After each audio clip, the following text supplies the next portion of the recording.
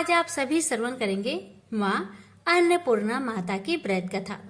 एक समय की बात है, काशी निवासी धनंजय की पत्नी का नाम सुलक्षणा था। उसे अन्य सब सुख प्राप्त थे, केवल निर्धनता ही उसके दुख का एकमात्र कारण थी। यह दुख उसे हर समय सताता रहता था। एक दिन सुलक्षणा पति से बोली, स्वामी आप कुछ उद्यम करो तो काम चले। इस प्रकार कब तक काम चलेगा?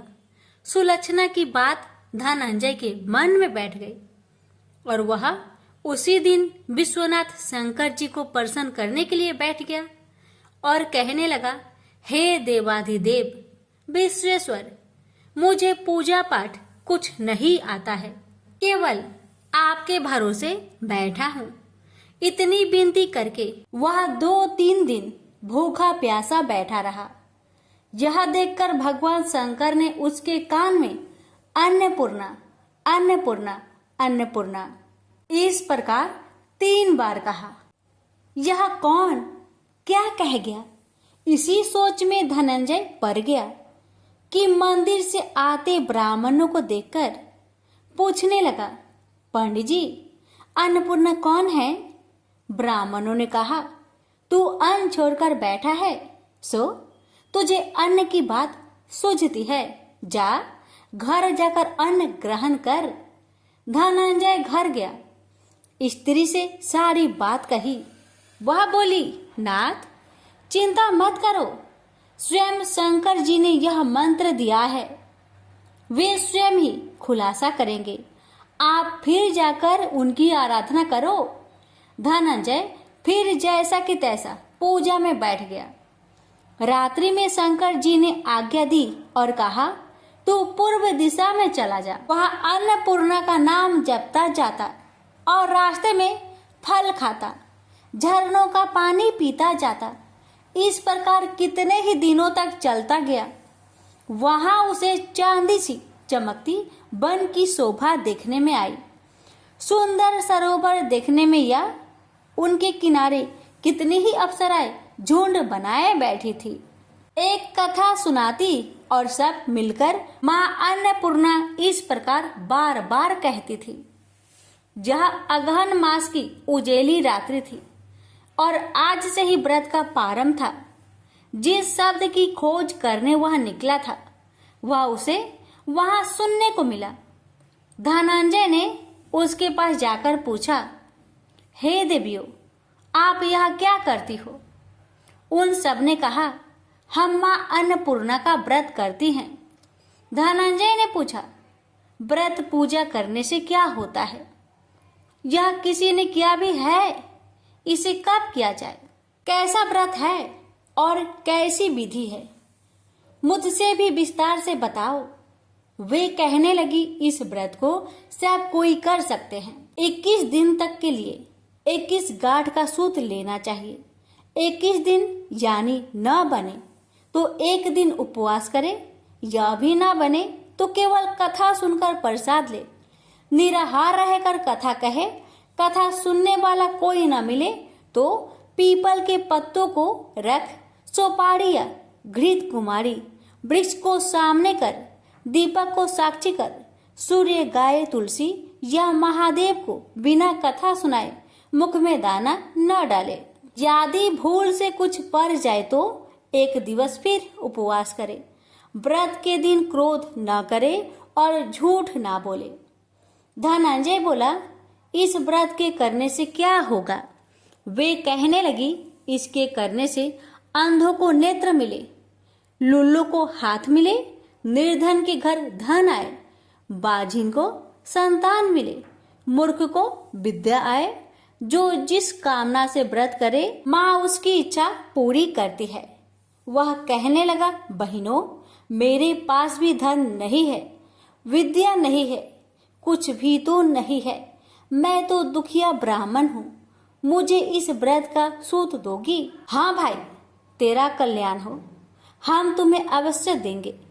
ले इस व्रत का मंगल सूत्र ले। धनंजय ने व्रत किया।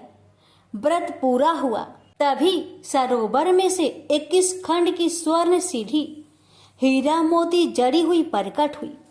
धनंजय अन्नपूर्णा अन्नपूर्णा कहता जाता था। इस प्रकार कितनी ही सीढ़ियां उतर गया तो क्या देखता है कि करोड़ों सूर्य से प्रकाशमान अन्नपूर्णा का मंदिर है। उसके सामने स्वर्ण सिंहासन पर माता अन्नपूर्णा विराजमान है।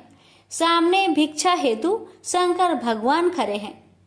देवांगनाएं चवर डुलाती है। कितनी ही हथियार बांधे पहरा देती है। धनंजय दौड़कर जगदम्बा के चरणों में गिर गया। देवी उसके मन का कलेश जान गई। धनंजय कहने लगा, माता आप तो अंतर्यामी हो, आपको अपनी दशा क्या बताऊं। माता बोली, मेरा व्रत किया है, जा संसार तेरा सत्कार करेगा।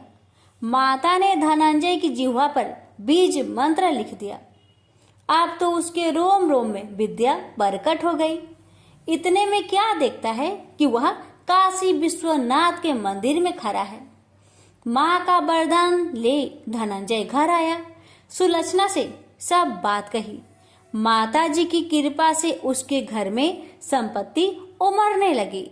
छोटा सा घर बहुत बड़ा गिना जाने लगा। जैसे शहद के छत्तों में मक्खियां जमा होती है, उसी प्रकार अनेक सगे संबंधी आकर उसकी बड़ाई करने लगे। कहने लगे, इतना धन और इतना बड़ा घर, सुंदर संतान नहीं हो तो इस कमाई का कौन भोग करेगा। सुलक्षणा से संतान नहीं है, इसलिए तुम दूसरा विवाह करो। अनिच्छा होते हुए भी धनंजय को दूसरा विवाह करना पड़ा और सुलक्षणा को सौत का दुख उठाना पड़ा। इस प्रकार दिन बीतते गए और अगहन मास आया। नए बंधन से बंधे पति से सुलक्षणा ने कहलाया कि हम व्रत के प्रभाव से सुखी हुए हैं, इस कारण यह व्रत छोड़ना नहीं चाहिए। यह माता जी का प्रताप है जो हम इतने संपन्न और सुखी हैं। सुलक्षणा की बात सुन धनंजय उसके यहाँ आया और व्रत में बैठ गया। नई बहू को इस व्रत की खबर नहीं थी। वह धनंजय की आने की राह देख रही थी।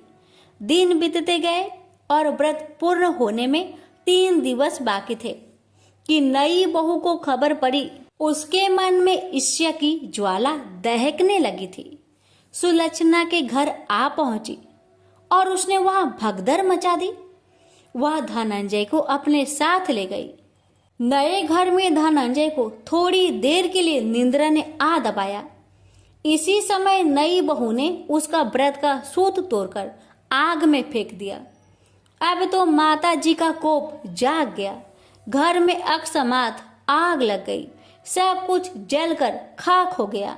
सुलक्षणा जान गई और पति को फिर अपने घर ले आई। नई बहू रूठकर माता पिता के घर जा बैठी।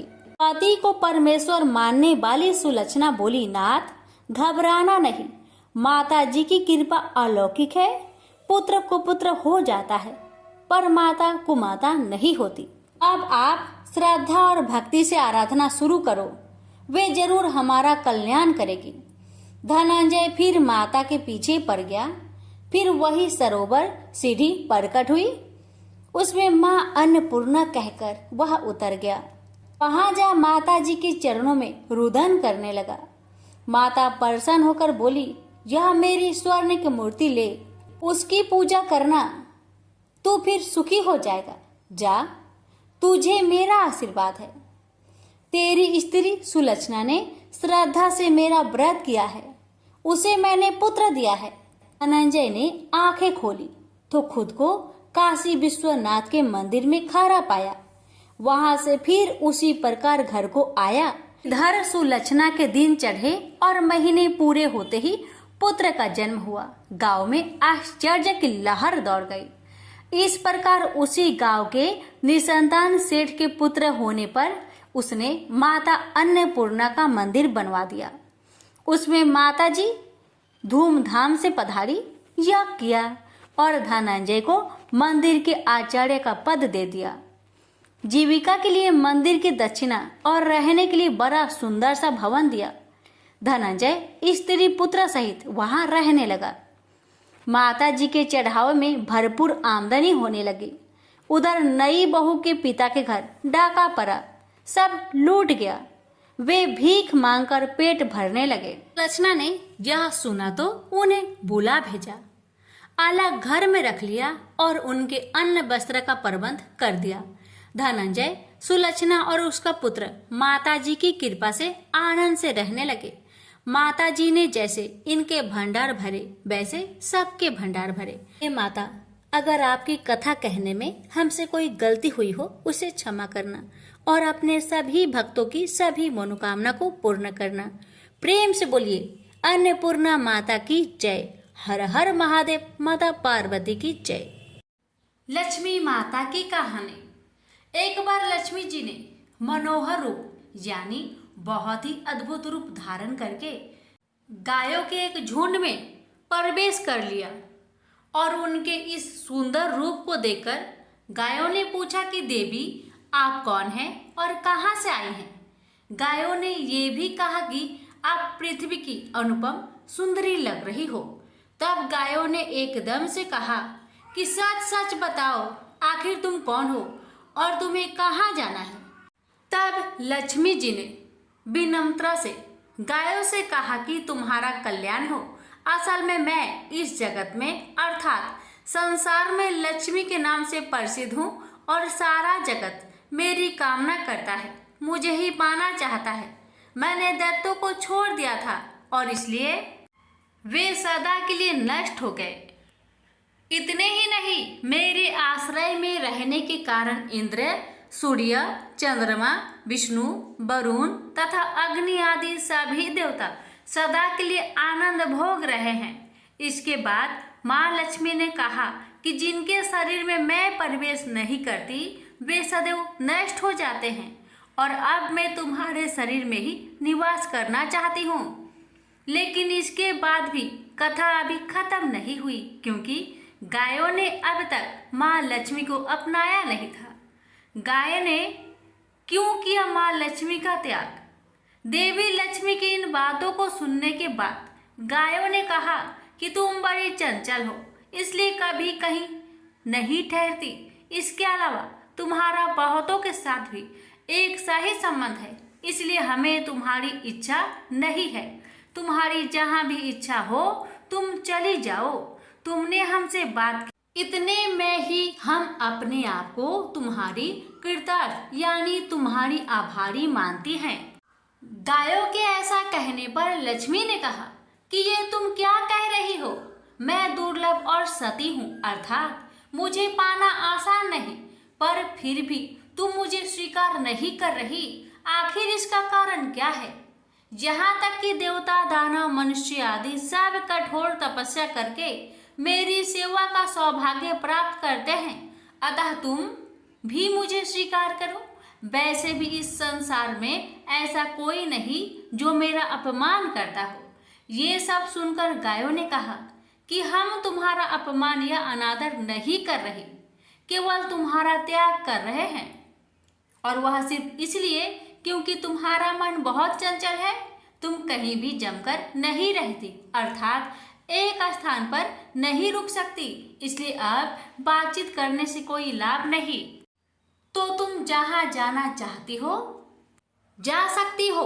इस तरह से गायों ने माँ लक्ष्मी का त्याग कर दिया, क्योंकि गायों को मालूम था कि लक्ष्मी कभी किसी के पास नहीं रहती, बल्कि पूरे संसार में घूमती रहती है। पर फिर भी माँ लक्ष्मी ने हार नहीं मानी और इतना सब होने के बाद भी वार्तालाप जारी रखी।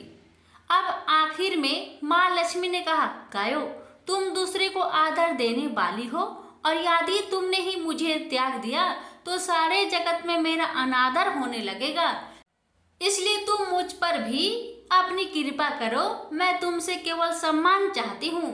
तुम लोग सदा सबका कल्याण करने वाली पवित्र और सौभाग्यवती हो, तो मुझे भी बस आज्ञा दो कि मैं तुम्हारे शरीर के किस भाग में निवास करूं। इसके बाद गाय ने भी अपना मन बदल लिया और गायों ने कहा, हे यशस्विनी, हमें तुम्हारा सम्मान अवश्य ही करना चाहिए, इसलिए तुम हमारे गोबर और मूत्र में निवास करो। क्योंकि हमारी ये दोनों वस्तुएं ही परम पवित्र है। तब माँ लक्ष्मी ने कहा, धन्यवाद और धन्य भाग मेरे, जो तुम लोगों ने मुझ पर अनुग्रह किया, यानी मेरे प्रति इतना कृपा दिखाई। मैं अवश्य ऐसा ही करूंगी। मैं सदैव तुम्हारे गोबर और मूत्र में ही निवास करूंगी। सुखदायिनी गायो अर्थात सुख देने वाली गायो, तुमने मेरा मान रख लिया, अतः तुम्हारा भी कल्याण हो। बस यही वचन है कि गाय की इन दोनों वस्तुओं को लक्ष्मी का ही रूप समझा जाता है। प्रेम से बोलिए लक्ष्मी माता की जय।